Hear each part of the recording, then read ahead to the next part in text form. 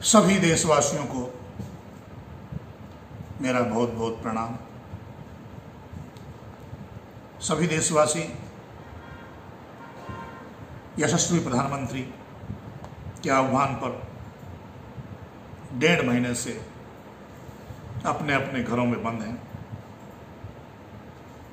और आगे भी बंद रहने का प्रयास रहेगा, ताकि एक अदृश्य महामारी से बचे रहें। देश के कोरोना योद्धा, चाहे वे डॉक्टर हों, नर्स हों, स्वास्थ्यकर्मी हों,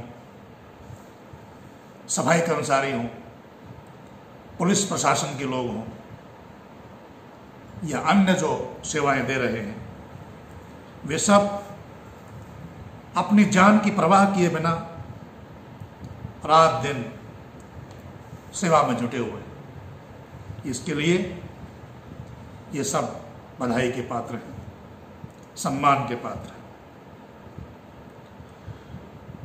पर दुख है, इन सब की मेहनत हमारे देश की कुछ सरकारों ने, ऐसा लगता है कि पानी फेरा जा रहा है शराब की दुकानें खोलकर।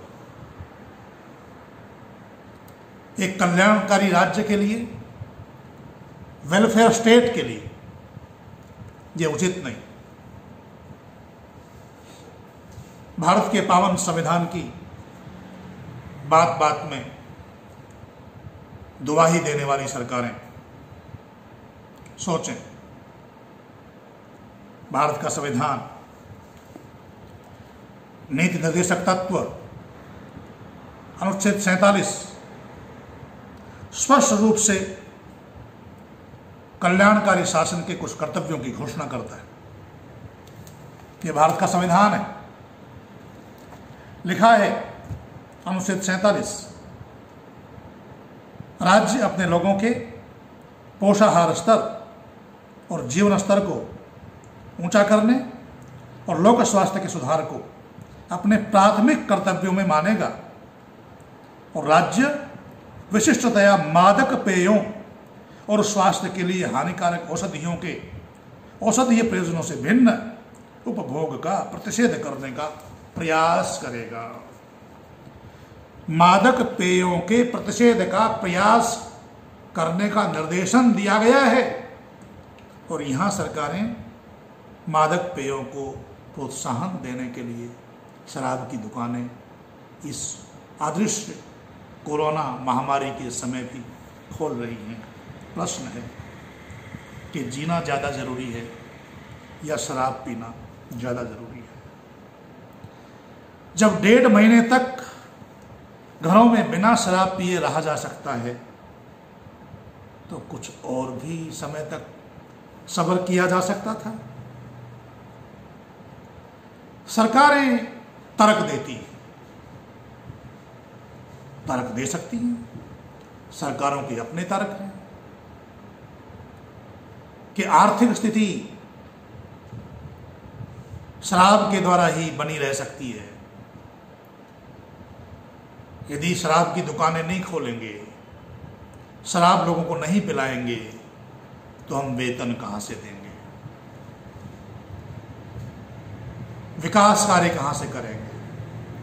30% हिस्सा शराब के द्वारा आता है सरकारों के पास, ऐसा कहा जा रहा है। भाई, इसी देश में बिहार भी है, गुजरात भी है। गुजरात में और बिहार में शराब पर पाबंदी है, कोई शराब के ठेके नहीं है। वो सरकारें कैसे चल रही, पूछा जाए उन सरकारों से, सुझाव लें कि आपके यहाँ आर्थिक स्थिति को सुधारने के क्या उपाय आपने किए,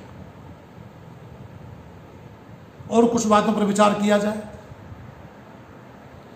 जितनी भी समस्याएं हैं, सामाजिक, पारिवारिक, सब समस्याओं के मूल में शराब आकलन करें कि शराब से जो होने वाली आय और शराब पीकर के जो दुर्घटनाएं होती और शराब पीने से जो लोगों का स्वास्थ्य खराब होता है, स्वास्थ्य खराब होने से जो नुकसान होते हैं, अस्पतालों का जो खर्चा बढ़ जाता है, शराब से होने वाले नुकसान की भरपाई में और शराब से होने वाली आय के बीच तालमेल के बारे में विचार किया जाए। कितना उससे नुकसान हो रहा है और कितना उससे लाभ हो रहा है, इसके बारे में विचार हो। और तब भी यदि अर्थ ज्यादा प्राप्त होता है तो भी क्या अर्थ ज्यादा जरूरी है एक कल्याणकारी राज्य के लिए? हाँ, अर्थ के बिना काम नहीं चलता, पर सोचो कि अर्थ ज्यादा जरूरी है या लोगों का स्वास्थ्य ज्यादा जरूरी है। अब शराब तो एक ऐसी बीमारी है जो पीते ही मदहोश कर देती है। मास्क उतार कर शराब पी और शराब पीने के बाद कितने लोगों का मास्क वो नोचेगा और घर की कितनी महिलाओं की पिटाई करेगा, बच्चों की पिटाई करेगा, इस बात पर भी कभी सोचा? और उससे कितना कोरोना फैलेगा, क्या इस बात पर विचार किया? पर आर्थिक आर्थिक आर्थिक गाए जा रहे हो। तो इसका मतलब ये हुआ कि अब शराबी भी ये कहेगा, गर्व से कहो हम शराबी, क्योंकि देश की अर्थव्यवस्था को चलाने वाले तो हम ही, देश के कर्मचारियों को, देश की सेना को, देश के पुलिस प्रशासन को और देश की सेवा में लगे हुए सब लोग, उनको गर्व से शराबी कह सकते हैं कि तुम हमारे पैसों पर पल रहे हो। हम शराब पीते हैं, उस कारण से तुम्हें वेतन मिल रहा है, नहीं तो तुम्हारी भूखे मरने की नौबत आ जाए। जिन शराबियों को, शराब पीते हुओं को अच्छा नहीं समझा जाता था, आज क्या संदेश देने का प्रयास किया जा रहा है? तो विचार करें, सरकारें विचार करें, इस बारे में विकल्प तलाशें कि आर्थिक रूप से भरपाई कैसे हो सकती है। जिन प्रांतों में शराब बंद है उन प्रांतों से पूछा जाए। और एक बात, अब भारत सरकार ने गरीबों को 500 रुपए उनके खातों में डालें।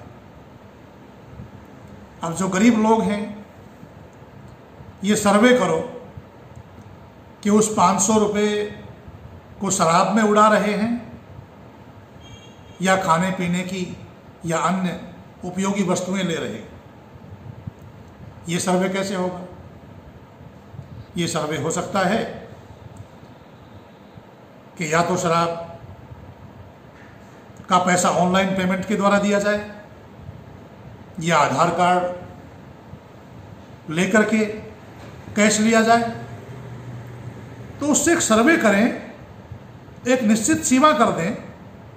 मेरा सुझाव है, और सबको सुझाव देने का अधिकार, अभिव्यक्ति की आज़ादी है मेरे देश।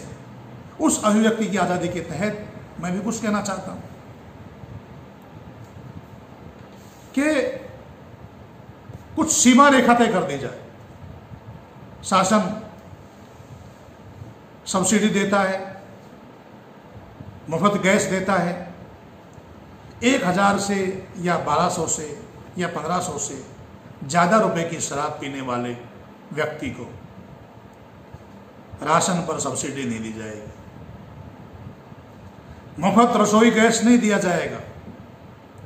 और ये तभी होगा जब आप सर्वे करेंगे, जब आप ऑनलाइन पेमेंट करवाएंगे या आधार कार्ड के माध्यम से ही शराब देंगे। पर क्या किया जा सकता है? आप तो होम डिलीवरी की भी बात कर रहे हैं। अब होम डिलीवरी के लिए कोई गया और उस व्यक्ति के हाथ में जिसने होम डिलीवरी के लिए आदेश कर दिया उसके पास पैसे नहीं, और पत्नी ने या बच्चों ने साल भर तक, 1.5 साल तक 1-1 रुपया, 2-2 रुपया, 5-5 रुपये जोड़ करके अपने गुल्लक में डालें, तब उनको पीट करके, उनसे दुर्व्यवहार करके वो पैसे लेकर के होम डिलीवरी के लिए शराब के पैसे देते। क्या कर रहे हैं, क्या हो रहा है देश में, सोचें।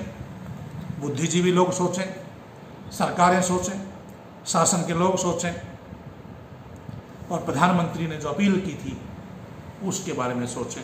बस बहुत व्यथित है मेरा मन, बहुत व्यथित हूँ। आज इतना ही, बाकी बात फिर करेंगे। ओम शांति।